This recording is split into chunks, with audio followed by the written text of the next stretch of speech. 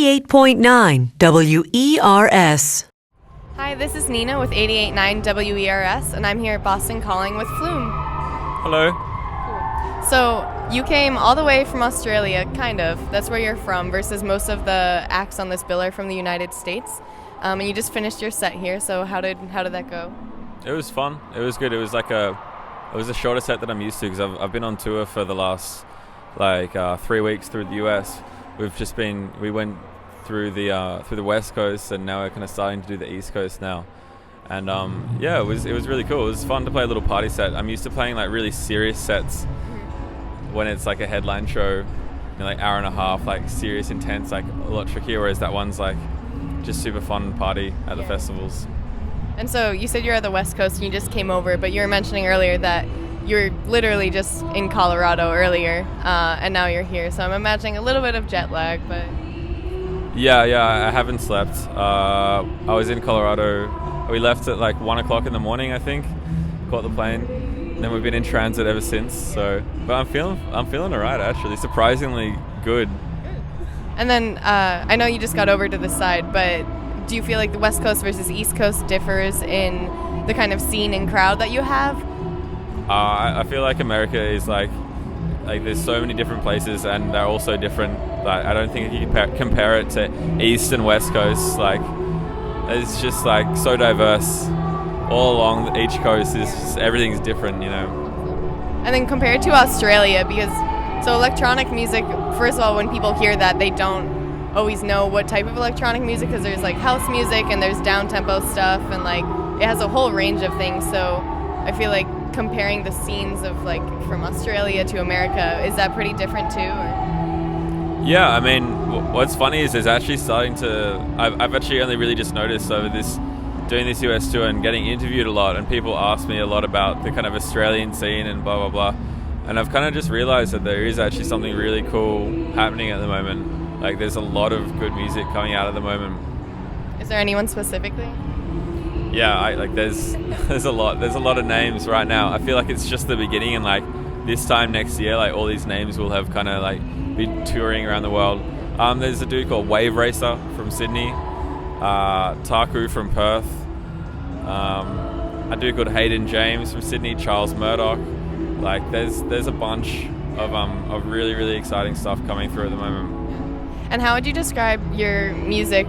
Like when you're talking to someone about electronic music, even if they only knew like the most basic of stuff, where do you get your sounds from? And is there anything you really try to focus on when you're making your music? I'd just tell them that it's electronic music if they didn't know, because it's like I try and not get pigeonholed a lot, so I definitely make an effort to, you know, this remix will be like that, the other remix will be like quite different, but still kind of have that Flume sound to it. So, you know, you can hear both remixes, both completely different kind of genres almost, but you can hear it's by Flume. That's the kind of thing I'm going for.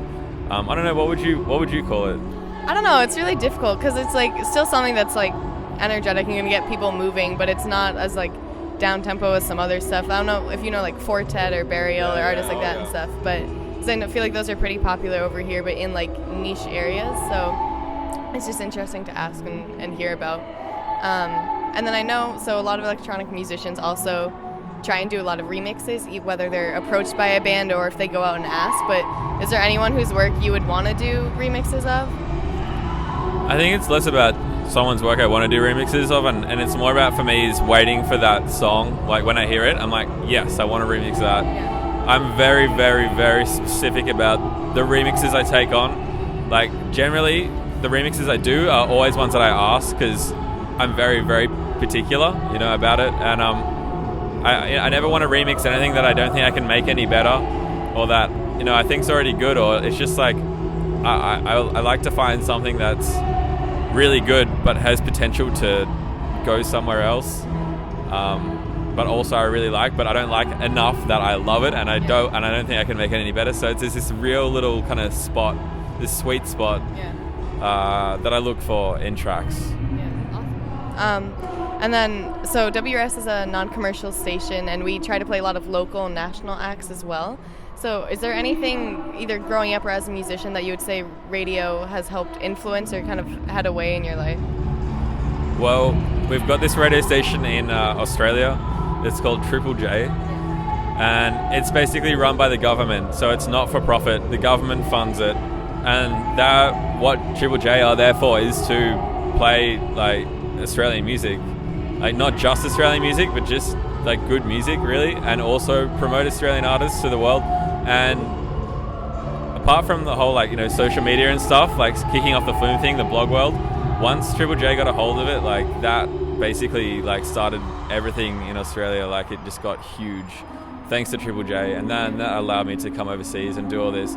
So that is like a huge part of, you know, why I'm here right now is that station that we've got. Awesome. And I know the last time you were in the US before this, like almost all of your dates had sold out completely. So do you feel like you're seeing like a good success around the world as well, in addition to like US and Australia, and I'm assuming England too?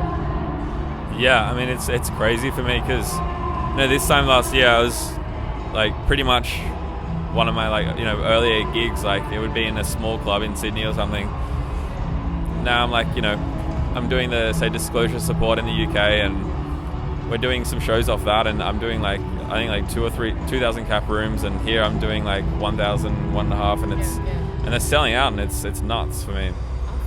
And is there anything in the future that fans can look forward to, like new albums or songs you're gonna put out, or more tour dates? Yeah, I've actually got a EP coming out very soon, and that's with Chet Faker. We went away for a little bit and wrote like a bunch of music, and it's 3 tracks, and that should be out soon. Where did you guys go to record it?